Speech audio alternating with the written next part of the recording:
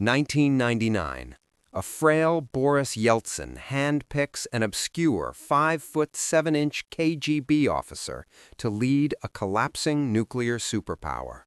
The West laughed. They asked, who is this man and how long will he last? Fast forward 26 years. 5 American presidents, Clinton, Bush, Obama, Trump, and Biden, have entered the Oval Office. They all tried to handle him. They all tried to break him. Yet, as of 2026, Vladimir Putin remains the immovable object of global geopolitics. While the West saw a bureaucrat, Russia saw an Iron Man. How did a former spy outmaneuver the collective might of the free world for over a quarter century? This isn't just politics, it's a masterclass in psychological warfare. Welcome to the Insight Theory, where today we deconstruct the 26-year unfinished epic, Putin versus the White House. When Bill Clinton met Putin in 2000, he saw a Russia in ruins. Oligarchs owned the state, and the economy was a joke. Putin's first move? A brutal ultimatum: stay out of politics or go to jail. He reclaimed the Kremlin from the billionaires and crushed the Chechen rebellion with a ferocity that stunned Washington. Then came 9/11. Putin was the first to call George W. Bush. On the surface, they were allies against terror, but beneath the smiles, Putin was playing a deeper game. He used the war on terror to silence Western criticism of his own domestic crackdowns. But the bromance died in 2003.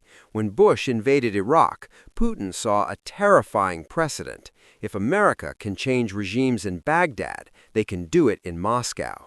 This was the turning point. At the 2007 Munich Security Conference, Putin dropped the mask, openly challenging U.S. global hegemony. The lines were drawn. Enter Barack Obama. He wanted a reset. Putin gave him a reality check. While Obama talked about democratic values, Putin was securing Russia's buffer zones. In 2012, Obama drew a red line in Syria regarding chemical weapons. When that line was crossed, Obama hesitated. Putin didn't. He stepped in as the peacemaker, brokering a deal that kept his ally Bashar al-Assad in power and made Washington look indecisive on the world stage. Then came 2014, the annexation of Crimea. Putin rewrote the map of Europe without firing a single official shot. Obama's response?